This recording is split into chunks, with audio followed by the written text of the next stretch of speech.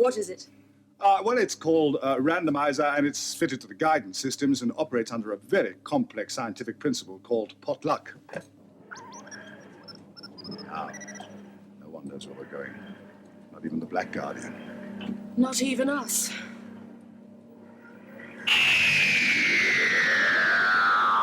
Hello and welcome to the Randomizer Podcast. This is episode 5. I'm Tim. And I'm Charles. As usual, we have a spoiler warning for the latest Doctor Who episode, Fugitive of the Judoon, and indeed all the Doctor Who that preceded it. Also a spoiler warning for motorists everywhere. They make your car look shit. Let's just plow on in. So, Fugitive of the what the fuck? That was quite the episode, wasn't it? I mean, twisty and turny from Captain Jack's triumphant return to Ruth. Dr. Ruth? Dr. Ruth, all about the penis. The ruthless doctor? I mean, what are we going to call her? It's the fugitive doctor. The fugitive doctor is quite good. I like that. I like Dr. Ruth. No, so it was certainly the most kind of hands in the show's past that there's been in the Juvenile era, let's say. And yeah, a big revelation of this mysterious new doctor who neither of them recognise each other. We don't know where she comes in the order of continuity. And, you know, a part of me is kind of agonising over that, and part of me is like, yeah, what the hell, it'll work out. So, how did you find the episode as a whole, though? No, I really enjoyed it. I thought it was very intriguing. It rattled on at a great pace. The surprises were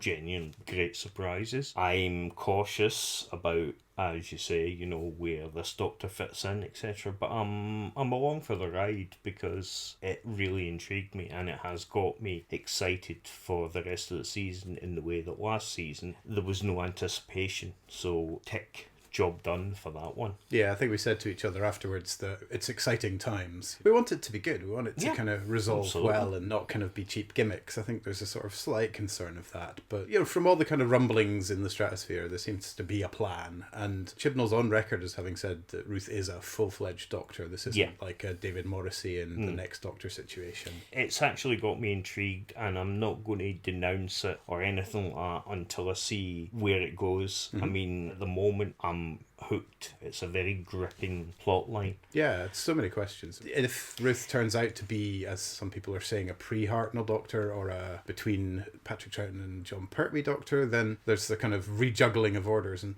to be honest, the thing that bothers me the most is just, what number do we call them? I think basically what we should do where this is all concerned is, if that's what you want it to be, right? For example, if she was a pre-Hartnell doctor, if you're happy with that, that's absolutely fine. It might be officially canon, but let's be honest, if people are not happy with it, they're just going to ignore it. And then when a new showrunner comes in, if they didn't like it, they'll retcon it anyway. Yeah. So I'm interested in the kind of continuity discussions for their own sake, without necessarily thinking that there's a right and a wrong answer. Some part of me quite likes this because it's that fan thing of where you place it. The theories at the moment, if you go on Twitter or anything like some of the theories where they're desperately trying to fit it into a sort of imagined continuity is very funny. It's enjoyable. Yeah, because, you know, I mean, some people are just coming up with the most ridiculous sort of stuff. Yeah, that's obviously not going to be true, but it's really, really entertaining. We know that this programme can turn narrative backflips if it needs to. It's a question of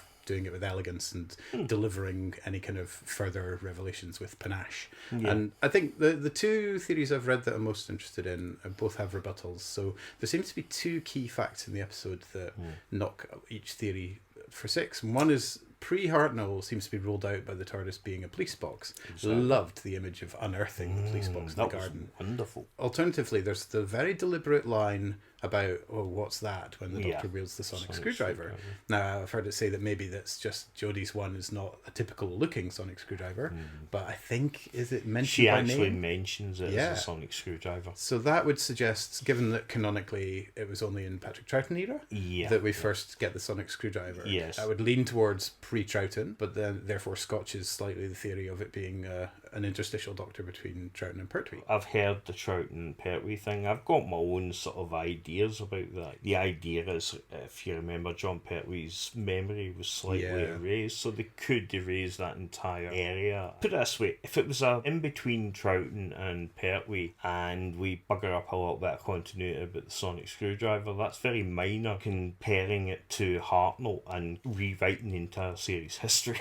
Yeah, you know, it feels like pre-Hartnell does more damage damage, if you like, to the canon or the continuity, or not damage, that's prejudicial, but it's a bigger change. It sort of feels like that's sort of, oh, here's a loaded word, sort of sacred territory. Yeah, I can understand it because, I mean, I'm precious about Doctor Who, and the idea is William Hartnell was the first Doctor, and I don't think you can ever take that away. And to suggest that someone came before him, it's a nice story, and it's been dallied with a few times, you know, let people sort of go back to Brain Morbius and see all the imagery, you know, of what might be previous Doctors. It was also alluded to in the Cartmel Master Plan, you know, the other, etc., etc. Yeah, I think the retcon for the Morbius thing was that those were previous Morbiuses. Yeah, of course. So the idea has been dallied with, and even if it comes out to be true, it's never going to change my opinion. William Hartnell's always the first Doctor, and that'll never change. It's a bigger thing to mess with because, as well, especially given that I've now gone back in the last couple of years and rewatched the show from the beginning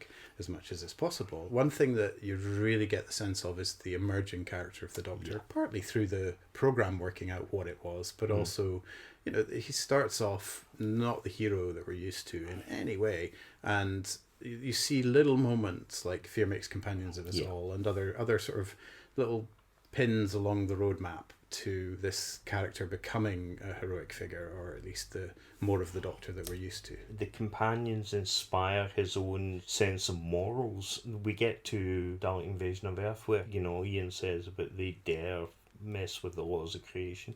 And the Doctor says this, they dare and we must dare to stop them. And it's like a first real Doctor moment, whereas she felt the Doctor immediately. Well, yes and no to me, because I think obviously the gun trick with the backfire wasn't out and out violence, but there was still, I mean, literally a ruthlessness. The irony of that doesn't escape me, to this characterization. And so I'm thinking of the War Doctor, obviously, as you know, a character born out of the necessity of war, and there's something of that in Ruth's Doctor for me in terms of the kind of sort of mean streak, frankly. You know, she seems a lot less nice. Yeah, there's a sort of moral ambiguity, but I also noticed that Jodie's morals have been a little bit off for the past few episodes. She certainly had no qualms about zapping the Skithra. Yeah. And oh, something we should touch on is the idea of the Pertwee Doctor losing his memory and so on, and maybe this is a forgotten Doctor. One other sort of thread in this season so far has been this mind wiping that happened conspicuously in Spyfall. Obviously, the Masters, everything you think you know is a lie. So there's a nice sort of, I suppose, disturbing of the foundations. I'm happy with it at the moment, and I think we're on a pretty good journey, and I'm eager to see where we go. Let's talk about the other elements of the episode, because it's so easy to just talk about this revelatory new Doctor that there's lots else going on. We got the return of the Judoon. Yeah, I mean, Judoon are great. To me, they're always a bit of a secondary character, really. I don't think they should be the main focus of the episode. I mean, I know the first time we saw them, they technically were, but I also thought that the main focus of that episode was more the Doctor meeting Martha and so on. And Anne Reid's lovely villain. Yeah, she was great. I mean, the Judoon were a lot of fun this episode. There was some good lines. There was a great bit with Jodie making up the thing about the Earth rule, the 20 or something, and she's laying down all this law to the Judoon, and then says to Judoon, "I'm very disappointed in you." And the way the Judoon reacted was like a scalded child going, "Oh." Again, a nice thread of sort of comic silliness that's not too overplayed. I sort of half liked and half cringed at the attempts to keep rhyming Judoon with moon, and was it near that lagoon? I was like, oh, come on. Yeah, that was right on the cusp for me. It's a little bit silly, I must admit. Some of the sequences were great in the coffee shop, for example, when they came in. The guy that was sort of stalking Ruth's Doctor, as it were, handing over the file. But I mean, let's be honest, would you push a real rhino? I think that was a bit out of character. Yeah, it was a little bit slightly weird, contrived. And of course the old woman got offed pretty quickly, which made me very happy. Your vendetta against old ladies is beginning to disturb me. Is it all because of the lady in Orphan 55? It's all down to her. And what about Paradise Towers, the two in there? Yeah, well, they deserved it. True, they were Are you cannibals. bothering these old ladies? No. Are these old ladies bothering you? That was a great line. It I is. could have rewatched Paradise Towers. I'm strangely fond of it. Well, maybe we'll get it in our random pick. If we're very, very lucky. The structure of the episodes felt a little kind of lumpy and weird to me, so it sort of separated out the companions. And we had a lovely reveal of Jack, but then I did feel like the Doctor was kind of oblivious to the loss of her companions in the last quarter of an hour. Her mind was elsewhere, shall we say? Fair point, yeah.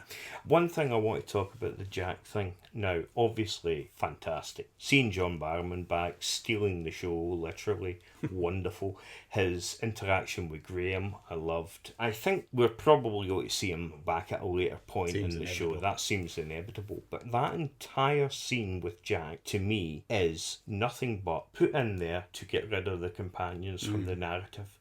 They serve no purpose in this story whatsoever.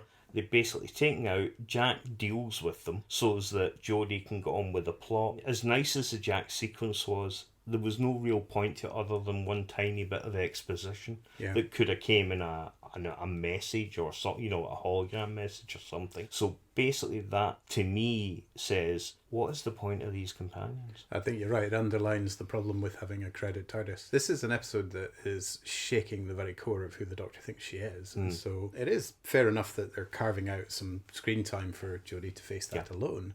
But it's just a shame because they're being underused and sidelined. Well, we can hope that tonight's episode, it's Sunday afternoon as we record this, we'll have some more for them to do. Oh, well, I hope so. I mean, I must admit, this was Jodie's strongest performance. It was I think great, wasn't it? She was really good in this episode. She is definitely finding her feet as the Doctor, without a doubt.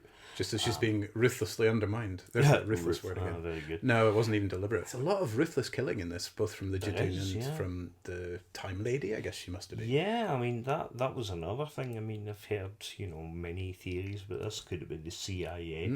For people that don't know, that's a Doctor Who thing, the Celestial Intervention Agency. Possibly one of the worst jokes ever in Doctor Who. Definitely. But I don't think they'll go down that route because really, are they going to pile continuity on continuity? You're just going to confuse a lot of people. Yeah, but I mean, there's plenty of scope in the history of Gallifrey for there to be various dodgy organisations. Yeah, exactly. But this character, and presumably Neil Stick's character, are both Time Lords or Gallifreyans at least. So we have the sideline companions, but then that clears the decks for Jodie to go and mysteriously start doing a bit of gardening around Ruth's lighthouse. And it's a gorgeous image, just unveiling the police box. You're sort of like, what is this thing? And then you see the first of the lettering, and you're like, what? And my mind immediately went to, okay, this is the Doctor's TARDIS that's somehow been moved and buried. Yeah. It's then a big shock when they just sort of teleport inside it, and it's not. It's clearly not. A different design. It did feel a very kind of old 60s sort of design. And wasn't it much better than the current TARDIS? I so wish we had that one. Well, maybe if Ruth takes over, then we'll get that TARDIS. You never know. It was something I was just not expecting, and it was so fantastic. It's the first time in the entire Chibnall era, apart from the Master, I suppose. But this was even more of a shock. And then Ruth's Doctor comes out and stuff. I mean, the bit with the break the glass, I'd sort of twigged it by that point that at least it was a Time Lord of some description. But it was a hell of a good, well-paced reveal. I think we love it. I think we're excited. I want it to be done justice now. You've sort of rolled some big old dice, Chibnall, so let's see where they land. That's the only thing that slightly worries me. My confidence in Chibnall to pull this off isn't 100%, but I am not going to say anything. I'm going to wait and see, but I'll give them the benefit of the doubt. Yeah, bring on the rest of the season. Yeah. It was an unfortunate mistake. Make it your last, otherwise the next execution squad will be coming for you. People who sort of know Doctor Who may notice that we have made quite a lot of mistakes over our last few podcasts. It's not deliberate, it's just what you've got to remember is I'm nearly 50. Tim's sort of in his late 40s, and sometimes our memories aren't the best. If we make the odd mistake where Doctor Who's concerned, because I know my son's pointed it out, please write to us, correct us. We would love to receive your mail. Yeah, exactly. And actually, all my mistakes are deliberate. Apparently last week it was, I think it was Stephen Thompson, I'm probably going to get this wrong as well, writer of the Curse of the Black Spot. Yeah, not Steve Thompson. So Connor pointed that one out, so I think in our defence, we're kind of talking about Stephen Moffat-y touches to a lot of the episodes from his era as not being necessarily written by him, but being the sort of thing that he favours as a showrunner.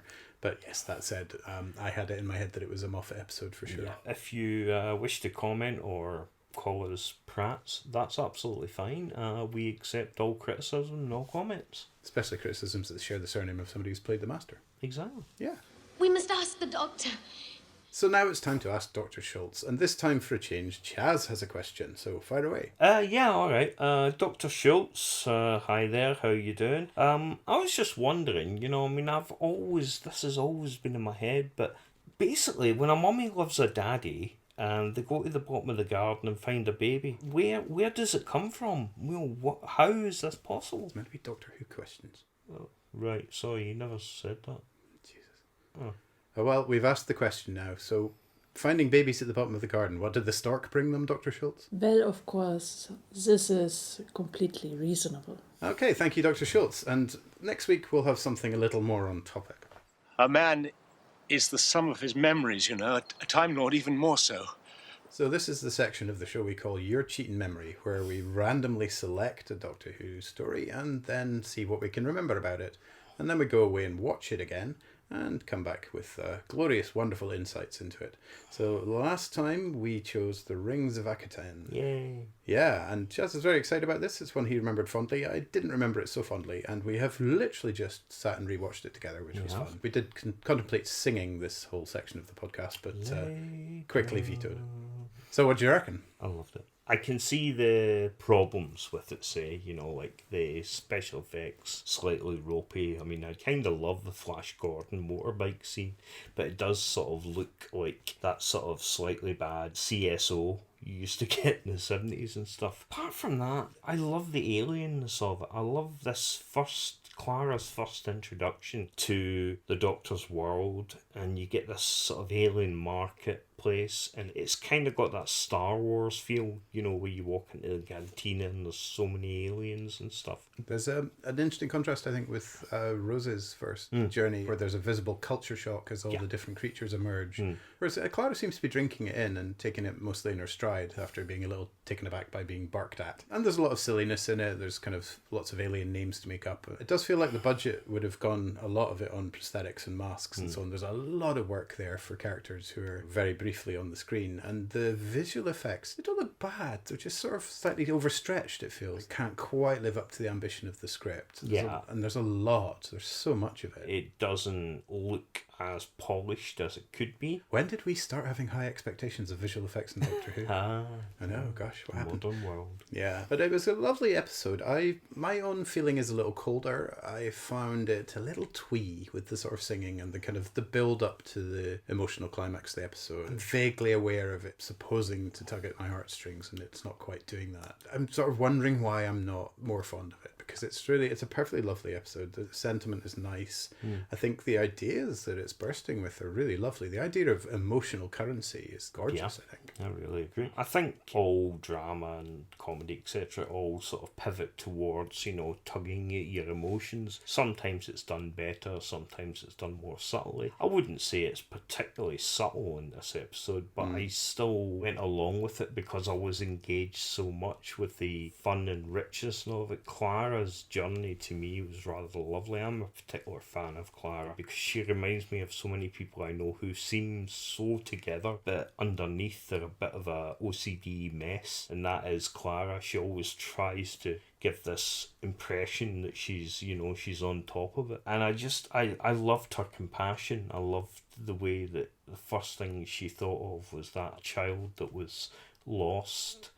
And Matt Smith's at his most beautiful in this. That speech is absolutely gorgeous. Like you said, emotional currency. Such a wonderful idea. So many great ideas. And the music, I mean, I love it. I absolutely love it. It felt different. It felt very, very different for the sort of Doctor Who story you normally get. I wonder if it comes down simply to maybe taste to some extent, but also I think with music, have you ever had that experience where there's a song you love, it just moves you to the core of your being, and you play it to somebody important in your life, and they're like, it's all right. You're like, what? How can you not love this thing the way I love this thing? And music just either gets you or it doesn't. And I wonder if maybe it's just as simple as if it was a different set of chords, I would have been a blubbery heap in the floor in this episode. Could it have been affected by tangential deviation coming out of the warp ellipse? We had this talk the other week, about the music in Doctor Who. Like, for example, the current composer, you absolutely adore his stuff. No, I have absolutely no problem with it. I think it's okay, but it doesn't move me in any way. Whereas I loved Murray Gold's stuff. It always moved me. I know he does that populist thing, and I know that the music is there to manipulate your feelings, but that doesn't bother me because that's what I expect from music anyway. I remember years ago watching a print of Ghostlight at a convention, and they were showing you, I think it was 10-15 minutes without music, and you really realise then how much the music informs your enjoyment of the show. Oh yeah, it's there for a reason. So ultimately depends on if you like a particular score or you don't. It can actually take the story away, or it can inform the story more. Absolutely, and like any other part of the art, it can be done with better or worse results, and also taste is a huge factor, and I think we clearly have different tastes. I found Murray Gold's music more often intrusive, and same with Kev McCulloch in the old series, the very percussive, kind of loud and just distracting music, and not so the case with Gold. I think Gold's music is by and large great, and most of the time what I'm wanting from music is not really to notice it. It's got to do its job of gluing the emotions of the episode together without ever kind of taking front and center stage. I mean, an episode like Akaten is different because that's about the music, but for the most part I'm not really noticing so much of the current series music until a couple of moments. There were a couple of moments in Nikola Tesla's Night of Terror that were just beautiful scoring, just little touches, and they didn't overstay their welcome, and they didn't sort of jump in front of the camera and go, haha, listen to me. They were just there doing their job, and I just clocked them and moved on. That's what I want from a score. I think the only one that's ever really stood out for me is the Demons of the Punjab. There's a lot of sitar and stuff in it, and it did feel so beautiful. But generally, I haven't noticed it much, which good incidental music, you kind of shouldn't, I suppose. I kind of like noticing the music. I like the thing about Murray. He's got sort of themes for the companions and stuff. Kev McCulloch was very intrusive. I found Dominic Glynn's stuff very sort of creepy and atmospheric. Mark Ayres was slightly more pedestrian, but still very good. But his score was Ghostlight, wasn't it? Which was particularly good. And then, of course, you go back all the way to Dudley Simpson, Deadly Dudley. But I can't entirely dismiss enjoying the music in its own right, because I did grow up with like a cassette of Doctor Who the music, and I would listen and listen. There are some scores from classic Doctor Who that I know so well because I've spent hours just listening to that music by itself, because part of being a fan in those days was just to sort of cling to anything you could, especially pre-VHS when you couldn't go back and actually watch the programme. You could kind of relive your memories of it through the music to some extent. And my first real experience of an older serial like The Sea Devils was through the music. When I finally watched it, which was only last year, I only saw it for the first time last year on my rewatch, there were moments in the soundtrack that were giving me chills because I was so familiar with them from 20-30 years ago. I remember Connor being absolutely enamoured with the music from Tomb of the Cybermen. But it's a particularly great piece of music. It's sort of, it really denotes the action. I think all the composers throughout the years have their merits. Possibly not Kev McCulloch, but but generally I think they all have their merits, and everybody has their own favourite era of music. It's like the title theme. Some people like the Peter Howell version, some people like the Murray Gold. That's a separate topic, I think, the titles, because incidental music's one thing, the title theme's another, and I think we'll come back to that another day, because that could definitely warrant a tangent to the week. Oh, definitely. So Rings of Akaten, I think, I liked it absolutely fine. It's really enjoyable. Not a dull moment, really. And packed with ideas, sort of too packed with ideas, really, for the budget, I think. The visual sort of let's be honest. I mean, isn't that brilliant that it was packed with ideas when we're getting episodes like, say, Orphan 55, where it takes you away? That was packed with an idea. Yeah, it's packed with something. As we descend down the spiral to relentless negativity, I think we should choose another episode. Look, when I give the word, press the button. The big one? Yes, maybe it works in conjunction with the others. Let's just load up the randomizer.net and choose another story. All right, well, let's try and find out. Now, what could it be? Yay! Woohoo! We have selected Time Lash. Fantastic. Time Lash, for those of you who don't know Classic Who, is probably one of the regular poll toppers for the worst story of all time. It's not a popular one. Now, I don't think I've watched it in a good many years. Oh, God, it's been years since I watched it. And of course, it has Paul Darrow in it. Darrow from Blake 7. Oh, my goodness. He's so missed. And we get some Classic Who at last. So, well, I remember this fairly well from... I've certainly seen it more than once, I think. Maybe only twice. But it just lives in legend, really, doesn't it? I mean, it is a very silly episode. And again, we have a historical figure in this one.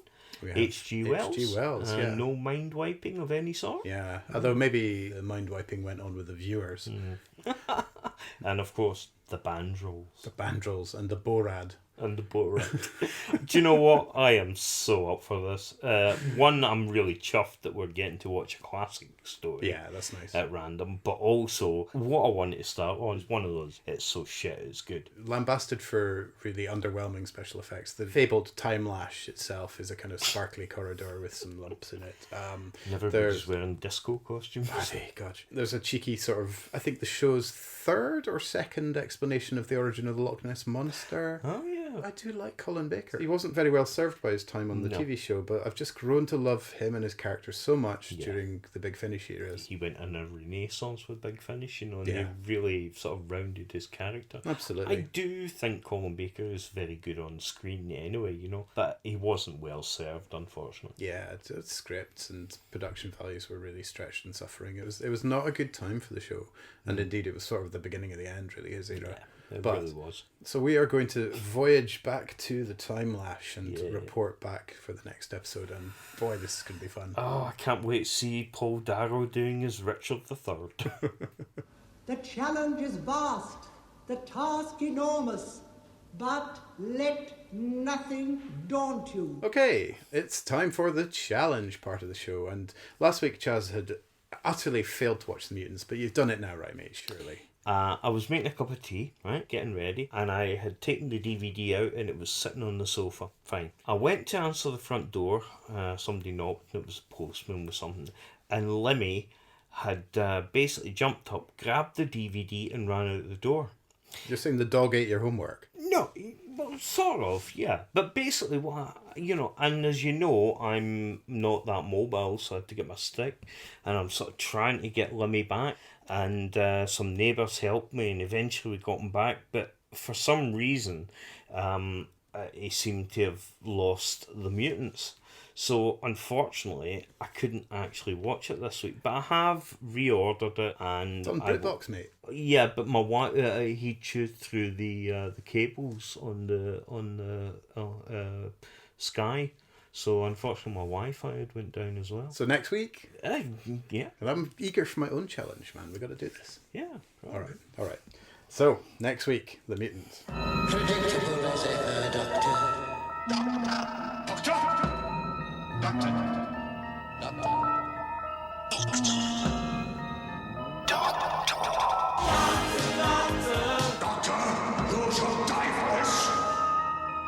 It's time for Doctor by Doctor. So what we're doing here is selecting a doctor randomly and then talking about him. So we have already talked about the 13th and the 12th Doctor and the 8th. So let's see what we get this time. Number 1. Yes! Brilliant. Well, although in some doubt, given the events of Fugitive of Judoon, but William Hartnell, the original, you might say. Yeah, let's take a pass on that for the moment. I have some joint favourite Doctors, I would say 1, 10, 12 really are my sort of pinnacles of Doctorness. William Hartnell, I think, is always underrated slightly. People always go for Pat Troughton, and I can see why. Pat Troughton was astounding. But William Hartnell started it off. He created the character. Yeah. And like we said earlier, it was a sort of progression because he doesn't start out as a doctor. He literally starts out as the anti-hero. He's manipulative. He's cruel. He's generally generally quite unlikable to Yeah. begin with. And his character mellows over the course of his era. We've got two factors at work here. One is the narrative arc of this character gradually being forced into more and more difficult situations and finding himself, finding the hero in himself and helping to become the Doctor that we know and love. But there's also just the practical one of the series finding its feet and working out what it wants the characters in it to be. So I think Hartnell, for me, he was, before I was alive, he was the Doctor of the old black and white era, the Doctor of repeats, along with Triton, of course. And in the days before VHS and home video, there wasn't a great deal that you could see. I think Unearthly Child was kind of out there, and I don't know if I saw it or if somebody had it on tape. You know, I was aware of his stuff, I'd seen some of it, but there was that slight sort of snootiness of, oh, it's black and white and it's not all there. So it's not an era that I sort of dove into with great gusto at first. I don't think much of it had been seen, as you said. The first that I'd got to see a full story was during the 5 Faces of Doctor Who, which was after Legopolis. Right. John Nathan Turner had decided, because it had been so long since a regeneration, he wanted to sort of remind people about the, other Doctors. So we got sort of like 5 stories, and of course they chose An Unearthly Child, which absolutely fascinated me the first time I saw it. I mean, I wasn't a stranger to black and white. I grew up, we still had a black and white TV for many years to begin with, so it wasn't as jarring as, say, it is now for a child to watch something in black and white. It just gripped me straight away, and then I remember watching Troughton and Pertwee and stuff I remembered more. I think over the years, when I got to see more Hartnell, I loved him more. I loved his character. I know that he had his fluffing of lines and stuff. I know that was actually what was happening, but it felt like a character trait. It just felt like he was slightly dotty, forgettable, but when the chips were down, he was the man you wanted in your corner, and he always played it with such dignity. For me, the introduction was probably also through the Target books. The Target novels of the old TV shows were the only way to really get to know any of those stories before home video came along and they started to be re-released. I don't remember if I saw anything in the 5 Faces. I probably did. I certainly liked the programme and watched it quite avidly by that point. So it could well be that my first taste of Hartnell was on that repeat of Unearthly Child. And I think the other main thing that's made me appreciate William Hartnell more has been the Adventure in Space and Time kind of dramatised story of the inception of the programme that was made for the 50th anniversary year, where he's played really sympathetically. You understand the story of his struggle as an aging man, and just his love for the series and his commitment to it, and his kind of heartbreak when they decided that they needed the show to move on without him. Absolutely. It is a very beautiful and touching performance, and it's a really interesting sort of look into the beginnings of Doctor Who itself. Back then, we were still getting 4 and 6 parters occasionally, but it was mainly the 4-parter. They had tightened the structure up a bit. So going back to some of the Hartnells when I got the VHSs and so forth was a bit of a revelation, because I am quite a fan of slow unfolding drama. Whereas a lot of people would say padding, I was just enjoying the time spent, especially the first TARDIS crew. Because, you obviously have the Doctor, Ian, Barbara and Susan. Now, Ian and Barbara are such great companions. Yeah, I agree. Especially Barbara. Yes. She is wonderful. Susan, I don't think is served as well, but I do think she has some good merits. And also the fact that she was the Doctor's granddaughter is a fascinating little trope in the history. As I was saying last week about 3 companions, in this case, what they sensibly did was they would split them up quite a lot, but you've also got to remember that for the first 2 Doctors, technically, the male companion was the one who got into the scrapes. He took the physicality away from the Doctor. Hartnell wasn't really for the rough and tumble. Pat Troughton, a bit more, but mainly Jamie would get involved in all that, so that gave those companions things to do. Barbara was the logical thinker, the clear head, and Susan was the emotion. Barbara was also the moral arbiter, certainly. Oh, definitely. From the Aztecs on. Yes, that is a great example of just a wonderfully paced and acted story. I love this era. I absolutely love it. And it is a real shame that so much of it is missing. Yeah, it's a tragedy. But luckily we have all the soundtracks from every Doctor Who, thanks to fans taping it off the TV, basically. Yeah, and then a few video clips from people who had cine cameras and pointed them at their screens. And then every scrap of footage that's been recovered has been stitched into place and supplemented by still images and occasionally captions and occasionally very low-budget CG. The love within fans of trying to complete Doctor Who, it literally is beautiful to see, you know what I mean? When you see some of the animation ones they've done, like 10th Planet episode 4, you know what I mean? It's some beautiful animation, and that's really a labour of love. I don't think you would get that with most programmes. They would just say, well, that episode's missing, so whatever. You know, but fans won't accept that. I kind of like that from them. There was a sense in those early days of not quite alternating, but having two sorts of story. Your kind of historicals and then your more science fiction-y stories. Yeah. Actually, the science fiction-y ones quite often took on the sort of shape of adventure serials just in space or in the future. And it's really only towards the end of the first season, the Sensorites, where you get a very Doctor Who sort of plot where the aliens aren't the baddies. I must tip the hat to the Flight Through Entirety podcast, which I've been enjoying greatly, because that's certainly a point they were making. It's not some insight I've come up with myself. In that first season, you have the Aztecs, you have Marco Polo. Now, the Aztecs survives, which is a lovely thing. It's a pure historical, and it's one where Barbara really comes into her own when she's mistaken for an Aztec priestess. The Doctor gets married, of course, in that story, which is doesn't rather mean lovely. to, but doesn't mean to, but you know, haven't we all just done it by accident? It's the first time the show engages directly with the question of being in the past and making changes. I don't know if it comes up at all in Marco Polo. The High Priest, who's the main antagonist, really. Toxel, yes. Yeah. Played by John Ringham. Yeah, John Ringham, actually. I mean, he's a wonderful little actor. You see him pop up in many things over the years. He was Penny's father in Just Good Friends, for example, and many sitcoms and so on. In one of the extras on the DVD, he was talking about how he's not very keen on things like extras or making ofs, because he said it ruins the magic. When we take on these parts, we're creating magic, and you want that to be believable, and then explaining the trick afterwards takes it away. And I think that's only one argument. Oh no, of course because it is. You can deepen your love for something, as any fan knows, by exploring the mechanics of it. Just from the moment he first enters the frame, the shot is beautiful. It's kind of immediately established as sinister and antagonistic and creepy. And I mean, it's a beautifully shot story. The whole thing looks very impressive, considering it was an all studio production. It's a truism that the BBC excels at costume drama, so the Doctor Who historicals made great hay out of that, I think. God, yeah. On to season 2, and we have Planet of Giants, which I think is a very underrated story. It's brilliant physical, visual prop work in that. The giant plugs and so on. It's rather wonderful. It's got a very normal thing going on. Yes. I mean, okay, the guy gets killed, but it's not like I'm going to blow up the world thing. This is just a little accident that's happened to them. There's more at stake. There's an ecological plot, which is delivered kind of just... subtly. Well, looking at you are from 55. Then the Daleks are back. Now, they obviously cemented the programme and made it a success, ensured that it continued. So bringing them back to contemporary London was a classic moment. I know I'm more familiar with the Peter Cushing films that were based on the Daleks and the Dalek invasion of Earth.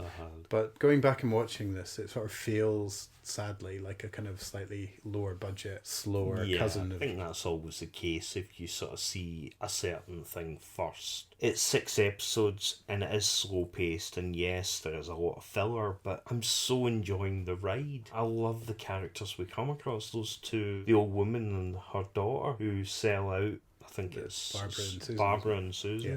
And it's not because of maliciousness, it's literally they're starving. It's survival. And Dortmund is a fantastic character. It sort of expanded upon the Daleks, and it gave them a more sort of cemented idea within the public consciousness. You know, the scene of them coming over Westminster Bridge is still iconic to this day. The big line in the sand that the programme crossed at this point is the first departure of a regular. So Caroline Ford, having been not terribly well served by the scripts more often than not, and decided to leave the programme. So Susan was somewhat hurriedly, wouldn't you say? Written out. I mean, they sort of do a little bit of prep work, but not enough really to make it seem obvious that that's what's going to happen. It's certainly not as abrupt as Leela suddenly grabbing Andred's hand at the end of Invasion of Time. Susan departs. The Doctor makes a really beautiful farewell speech, which was absolutely. then reused at the top of the Five Doctors. Do you know I used that in my wedding speech? Did you? Yeah. Oh, that's Well, nice. actually, I'll tell you, it's a small tangent, but whatever. We're all about the tangents. Yeah, my father-in-law, or my father-in-law to be at that time, was struggling to come up with anything for his speech. Right. So I said, why not use this? There should be no tears, no regrets or anxieties. Just you go forward in all your beliefs and prove to us that we are not mistaken in ours. Paraphrasing it. But I just can't hear that now without going straight into the screech at the start of Peter Hell theme music. So we put it in, and Elaine, my wife at the time, she didn't know what we were doing, and he went into his speech and he done that little bit. She looked at me and she just shook her head, and we looked over at the table of all my pals who were all fans, and they were the only ones in the room that got it, and they just erupted into laughter. We go on with the rescue introduces Vicky, the new companion, the Romans, the Web Planet. Web Planet's such a bold piece of experimental television. It doesn't hang together terribly well. It really doesn't. I mean, it's very clever, and it's really, really brave what they tried to do. I appreciate what they tried to do, but I've sat through it. I mean, it's surprising I can sit through that and not the Mutants. It's really not terribly well executed, shall we say. A sort of exercise in weirdness, really, but gloriously brave. Yeah. A real demonstration of how flexible the format can be as well. Absolutely. The Crusade is one which survives in parts. The wonderful performances of the Julian Glover and Jean Marsh. Jean Marsh, yep. And I have always had a fond spot for the Space Museum, mostly its first episode, because I think the sort of remainder of the serial doesn't play out terribly excitingly, but the first episode drips with wonderful mystery of this strange journey through a museum of space stuff, and then the wonderful cliffhanger where they find themselves as exhibits. It's a very creepy episode because it is only the regulars. Am I right that one was probably bolted on fairly last minute? I believe it. I think it's another example, along with the part one of The Mind Robber, of the show being just brilliant when it's kind of forced to improvise at short notice. That is a particularly great show. Yeah, and they have in common the fact that it's a limited sort of set and it's just the regulars, and they have to kind of tread water until the plot can kick in properly, but they do so brilliantly. But necessity is the mother of invention. It is, yeah. So we get the Daleks back in the chase, and the chase sees the departure of Ian and Barbara, of course. And that is the end of like an era, really. It's that really is. Yeah. That they are such the bedrock of the program at that point that it's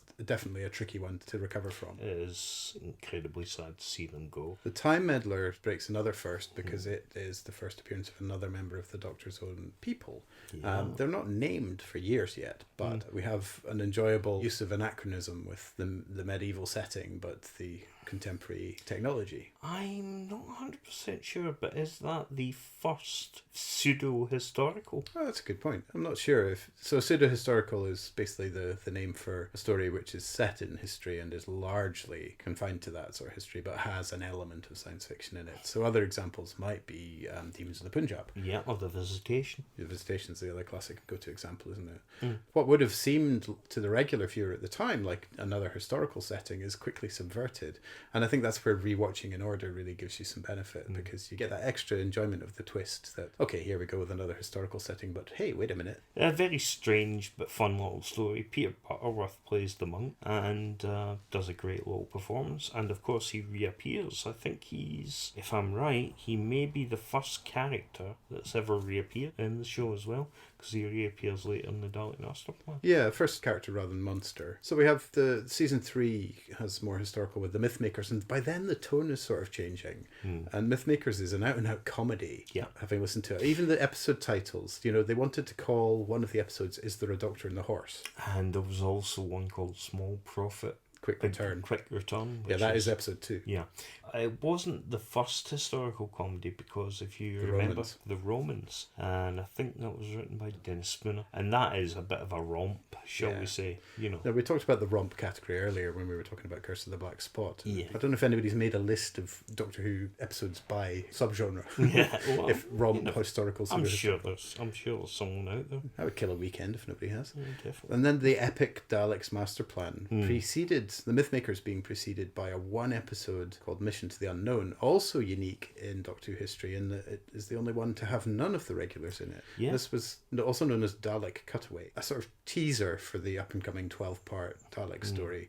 And it has recently been lovingly recreated by, I think are they film students? Yeah, they're from a university. I'm not going to get all this wrong, aren't we? Yeah, we really are. Yeah. It's okay though, because my son will point all the so Connor will let us know and we'll let you know next week. Thanks, Connor. We could make up anything, can we? Okay, so they were from the Venusian moon. Does Venus have a moon?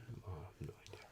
So ashamed. I saw it the day it was released. I mean, I found out about it about a couple of months earlier or something, you know, and I was so excited. It was great. Yeah, I was more excited for that than I was for Series 11, which I'm sad to say, but I still hold by that. And it was absolutely beautifully done. And I am hoping that eventually when they start releasing the black and white box sets, if they have recreated Dalek Master Plan by that point, you know, they would use that one rather than animate that episode. Oh, I want both. I want it all. You're just greedy. I am. So the Daleks Master Plan, a large stumbling, rambling epic, contains the Christmas episode, The Feast of Stephen, which is sort of basically a sidestep from the main plot and has the notorious Doctor turning to the camera at the end and wishing the viewers at home a Merry Christmas as well, which is a moment of sheer fourth wall crashing awkwardness that was only really broken by Orphan 55.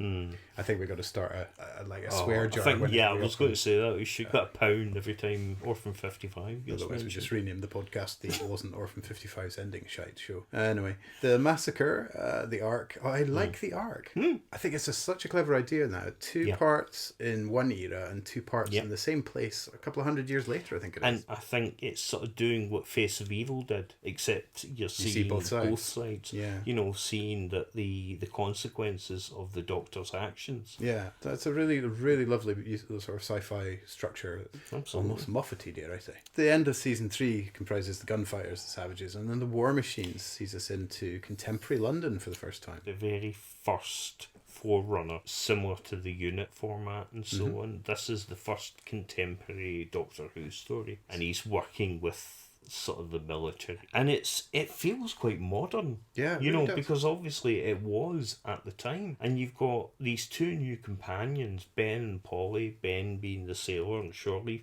Polly's a very sort of hip 60s chick. Yeah, you know, I love that her first appearance on screen, she's pulling a goofy face. Both those characters, they're so great, so lovable, and so loyal. They bring a bit of energy, I think, to the series definitely. that it sort of lacked from the companions, perhaps. Although I would say there is one jarring problem with that story, and that would be the companion of Dodo, who is the only companion who was written out halfway through the story and didn't even have an on-screen goodbye. She literally gets sent off to the country.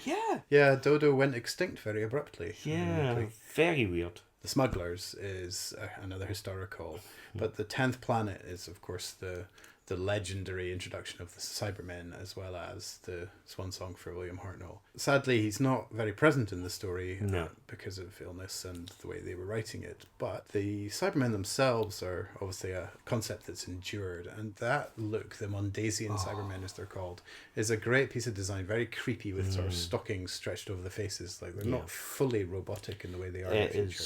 It's a wonderful body horror sort of feel to it, which of course was taken to its zenith in The Doctor Falls and Wild Enough in Time by Stephen Moffat at Capaldi's request to bring back the Mondasians. And I'm surprised in some ways that they hadn't been brought back more. I suppose people saw it as cheap at the time, but the more you see that image, the creepier it feels. It is a very genuinely disturbing image. I think it's hard to go backwards, and maybe especially with the Cybermen. They're subject to a lot of retconning and a lot of kind of rewriting of their own history, and some of that's worked into the continuity and some of it isn't. The thing that always rankled slightly with me was the kind of parallel universe nature of them in the new series, which sort of fairly quickly got elided whenever they wanted to bring them back. If RTD was going to bring them back, he would have to rely on history that's already happened, so he wanted to invent a new history for them, you know, to introduce them to a new generation, so it sort of made sense doing it that way. And that rounded out the William Hartnell era. The regeneration scene, Dan and Polly watch completely in bafflement as the man that they've only really just met quite recently changes before their eyes. And interestingly, and never again repeated, his clothes change as well. I mean, obviously I didn't experience it at the time, but it must have been a very strange feeling for the audience, because this is something that had never been really attempted. I don't think you even got characters recast mid-series. Do you know if it was announced at all beforehand? If Patrick Troughton was announced as the new Doctor before? So I don't know if there was anything to prepare an audience for something that seems, you know, now it's kind of a special occasion, it's a bit of a party. At that time, to see this show, especially if you were following it avidly, it must have felt incredibly unsettling and almost like having a whole new Doctor you didn't know existed before, but also tremendously exciting. Yeah, I think that brings us neatly full circle to Fugitive the Judoon with the revelation of Ruth. So it is a moment in Doctor Who history that you can never repeat again, that first change. And obviously the real life reasons behind it were terribly sad, but the practical effect of it gave this show the ability to live forever, as well as this character. I mean, it's a great idea. It really is a way to reinvent the show whenever it's needed. We wouldn't have had that show if it hadn't been for William Hartnell, and I think he definitely passed the audition. It's the end. But the moment has been prepared for. 9 times out of 10. Well, thank you for tuning in. You don't really tune into podcasts, do you? Thank you for downloading us. Yeah, thank you for downloading in. This has been the Randomizer Podcast episode 5. Thank you for listening. If you've any feedback or questions or police boxes buried in the garden, then we can be reached at randomizerpodcast@gmail.com. Please follow us on Twitter at randomizerpod. In both cases, that's randomizer with an S and not a Z. Okay, time lash.